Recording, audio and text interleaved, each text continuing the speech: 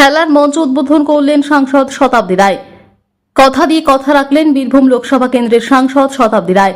দুবরাজপুর পৌরসভার ৭ নম্বর ওয়ার্ডের সাহিল স্পোর্টিং ক্লাবের খেলার মঞ্চের দ্বার উদ্ঘাটন করলেন বীরভূম লোকসভা কেন্দ্রের সাংসদ শতাব্দী রায়। এই মঞ্চটি ইসলামপুর হাসিমডাঙ্গায় সাংসদ শতাব্দী রায়ের সাংসদ তহবিল থেকে ৯,৮১,০০০ টাকা ব্যয়ে তৈরি করা হয়। উল্লেখ্য, গত বছর সাংসদ শতাব্দী রায়ের কাছে সাহিল স্পোর্টিং ক্লাবের খেলার মাঠে একটি মঞ্চের জন্য আবেদন করেন ওই ওয়ার্ডের কাউন্সিলর শেখ নাজিরউদ্দিন। তার আবেদনে সাড়া দিয়েছিলেন সাংসদ শতাব্দী রায়। শেষমেশ তাঁরই সাংসদ তহবিল থেকে খেলার এই মঞ্চটি তৈরি করা হয় এবং আজকে উদ্বোধন করা হয়। পাশাপাশি সম্প্রীতির মহিলা ফুটবল খেলা হয় বাহিনী ঐক্য সম্মিলনী বোলপুর এবং রাজনগর সিজা ইন্ডিয়া ফুটবল দলের। এদিন শুরুতেই সাংসদ শতাব্দী রায় ফুটবলে কিক মেরে খেলার সূচনা করেন। এদিনের খেলায় বাহিনী ঐক্য সম্মিলনী বোলপুর ফুটবল দল রাজনগর সিজা ইন্ডিয়া ফুটবল দলকে ৩-২ গোলে পরাজিত করে চ্যাম্পিয়ন হয়। এদিন উপস্থিত ছিলেন জেলার সরকারি আইনজীবী মলয় মুখোপাধ্যায়, দুবরাজপুর থানার ওসি তপয় বিশ্বাস, দুবরাজপুর পৌরসভার পৌরপ্রধান পীযূষ পাণ্ডে, উপপৌরপ্রধান মির্জা সৈকত আলী, জেলা পরিষদের খাদ্য কর্মাধ্যক্ষ অরুণ চক্রবর্তী, সদস্যা মুনমুন ঘোষ, দুবরাজপুর ব্লকের যুগ্ম আহ্বায়ক রফিউল হোসেন খান, দুবরাজপুর পৌরসভার কাউন্সিলর শেখ নাজিরউদ্দিন, মানিক মুখার্জি, সনাতন পাল, বনমালী ঘোষ, বল্টি চক্রবর্তী, সুভাষ বেটে, বিশিষ্ট আইনজীবী স্বরূপ আচার্য, বিশিষ্ট শিক্ষক অরিন্দম চ্যাটার্জি, বিশিষ্ট সমাজসেবী প্রভাত চ্যাটার্জি সহ Islampur Abdul memorial junior high school ও কৌলুপাড়া প্রাথমিক বিদ্যালয়ের শিক্ষকগণ।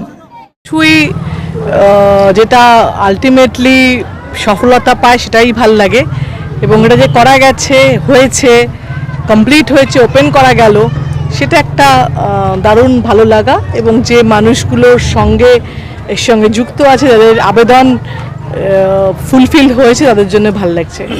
আমাদের মাননীয় সাংসদ শতাব্দী রায় মহাশয়া আমাদেরকে কথা দিয়েছিলেন, এরকম একটা মঞ্চের কথা আমরা বলেছিলাম, উনি কথা দিয়ে কথা রাখলেন।